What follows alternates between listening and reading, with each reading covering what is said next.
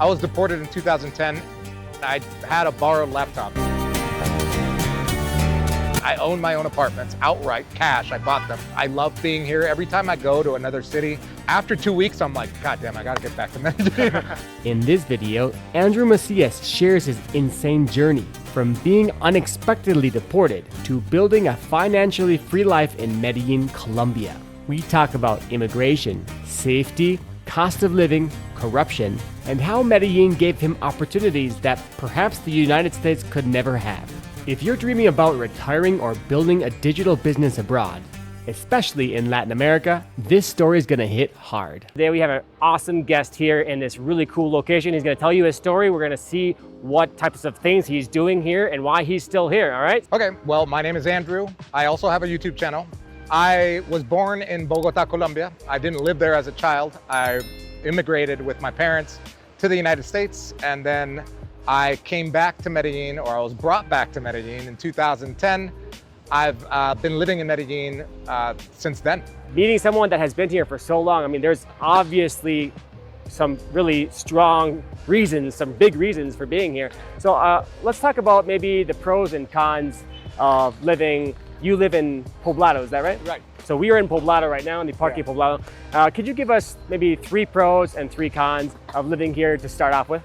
Yeah, the first one is pretty much an obvious one. Anybody that knows anything about Colombia is the cost of living.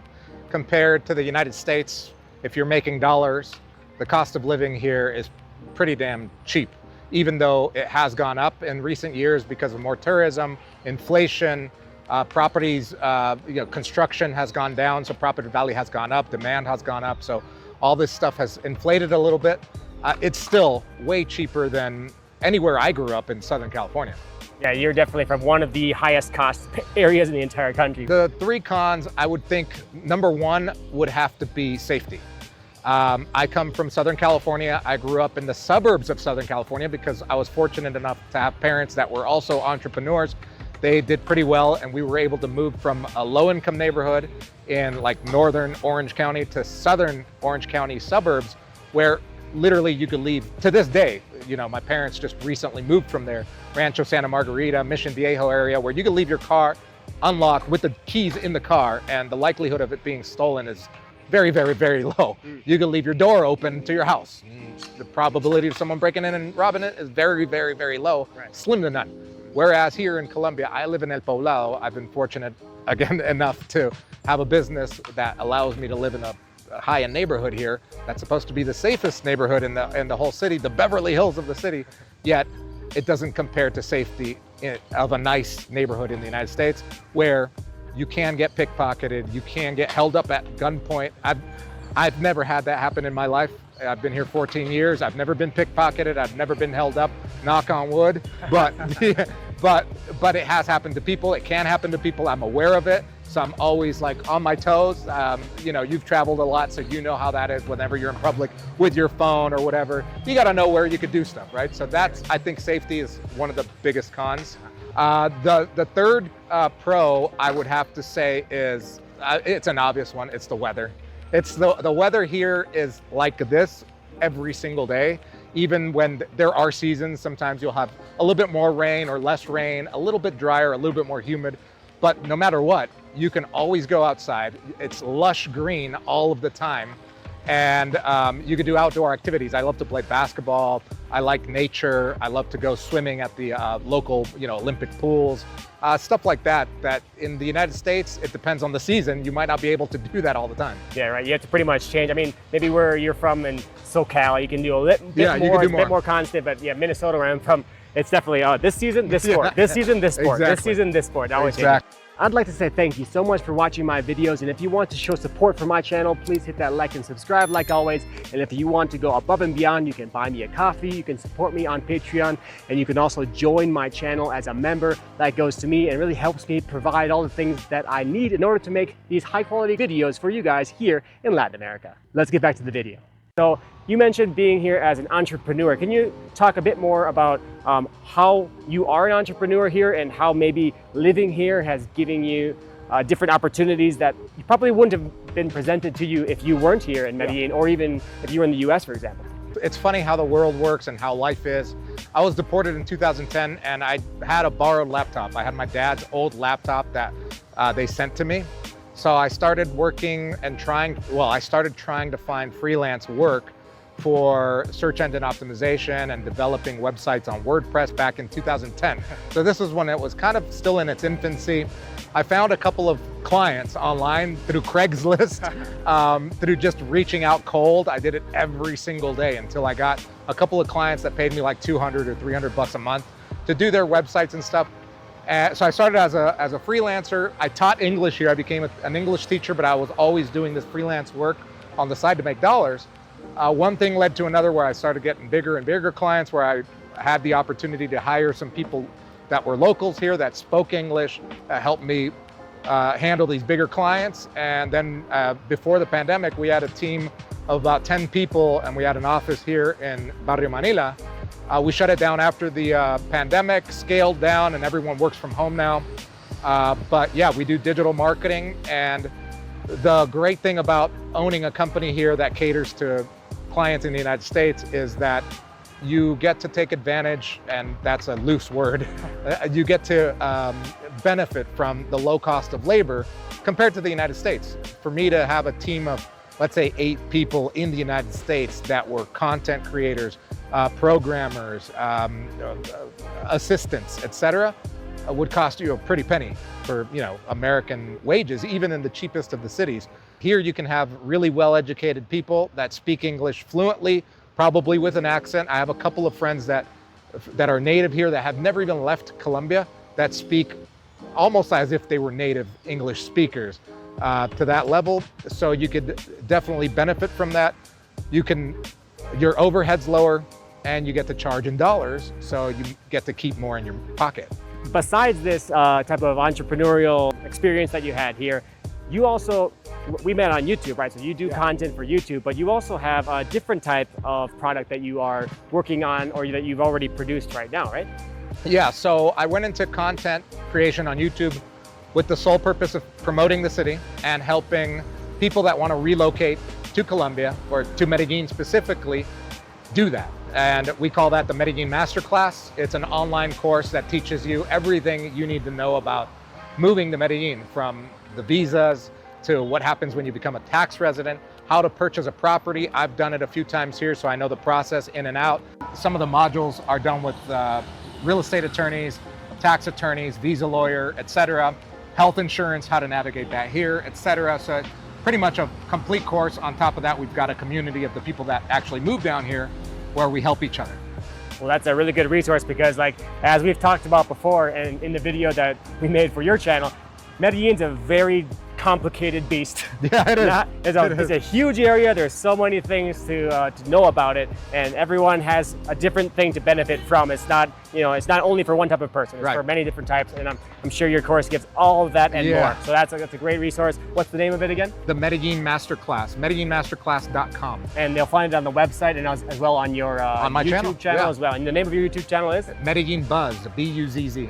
That's quite a unique name. How did you start that name? So it's funny because back in Orange County, I used to read at all the coffee shops that I used to have coffee at. It was called the Coffee Buzz, and it was such a little. It was a one-pager, and it was like funny little anecdotes that were happening in that city or in that neighborhood. And I'm like, I want to do that. So I started the Medellín Buzz as a blog when I was teaching, so that my students could read something in English that was fun and funny about their city, or coming through my eyes, and then that evolved into what the channel is now on YouTube. Fantastic, really good story.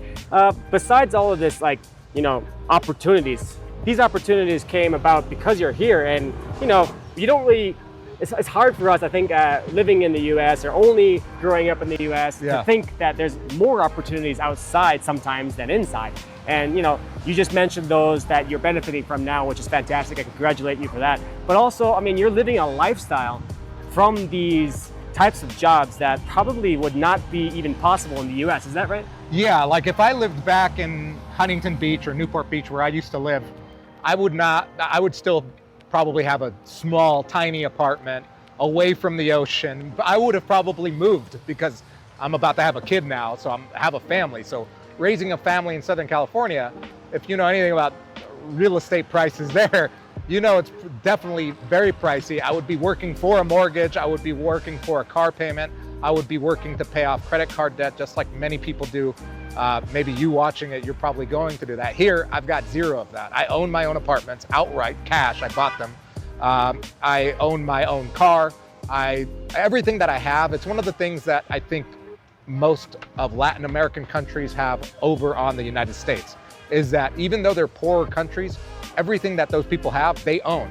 So there's no like overwhelming credit card debt that people have, giant mortgages. 90% of the property that's owned out here is owned outright. So would I have that in the United States? I don't know. I was deported when I was 28. Maybe I'd be a multi-billionaire. Who knows? Who knows? But the fact of the matter is that I made it happen here, and I used this city to my advantage. Well, that's the thing. I mean, an entrepreneur will be an entrepreneur regardless of where they are, but this city might give you a pretty upper advantage that you might not expect. So I mean, Medellin, Colombia, I mean, this is a whole different ball game here, and you find your way to use this market to your advantage. That's fantastic. And you live in, this is called the Beverly Hills of Medellin, as well as this Poblado. Yeah. So yeah, this type of lifestyle, I mean, you live in a nice place and you have a car. I mean, having a car here in Medellin as well is not common. It's very expensive. It's way more expensive because of taxes and all these other things. So yeah, I definitely see how you're benefiting from living here. And would you ever leave Medellin? I mean, Medellin is a special place for you, obviously. Would you consider living in a different city in Colombia, for example, or a different country? I've been to most major cities. The only major city I haven't been to is Bucaramanga yet, and that's where my mom was born and my sister was born. So I'm definitely gonna go check that out. I've heard a good. I'll let you know how it is next week. I'm looking forward to watching that video for sure. So would I consider it? Yes, of course I'd consider it. I think Medellin will always be my home. Like I said, I've got property here, so no matter where I go, I always have this to be at. I love being here. Every time I go to another city, I've been to a lot of different major cities, also out of Colombia. Every time I go, after about 2 weeks, the most I've done out of Medellin has been a month or more than a month. But after 2 weeks, I'm like, God damn, I gotta get back to Medellin. I'm like, there's something about it that just makes you like think about, oh, I gotta get back there, you know? I'll empathize with you right there because I just spent the past 2 months in Pereira and I absolutely loved Pereira. People called it like a mini version of Medellin. And I kind of see, I mean, with the accent, of course, the weather is similar, but I mean, it rains way more there than it rains here. There's 50% more rain there than here. Wow. And I love how it's a little bit drier here. And I mean, it's a bigger city with beautiful views everywhere, whereas like Pereira has these like rolling hills. Oh, okay. So you don't have the same beautiful view and less rain. So I was like, man, you know, Medellin has its problems with the weather. Oh my God, weather, so good. The scenery, man. Yeah, the scenery is so good. Yeah. So yeah, anyways, guys, if you are interested in checking out his masterclass, if you want to maybe hire him for his, you have the digital marketing services. What's the name of the company there? That's called New Digital. New Digital. Check him out. Check out his YouTube channel, which is Medellin Buzz. Medellin Buzz. And thank you so much for sharing your story. Thank you, Eric, man. It's a pleasure. Talking about Medellin. It's an amazing place that you call home and that I called home in the past. All right, guys, if you enjoy all my content, make sure to like, subscribe. See you in the next one. Hasta la próxima. Wow.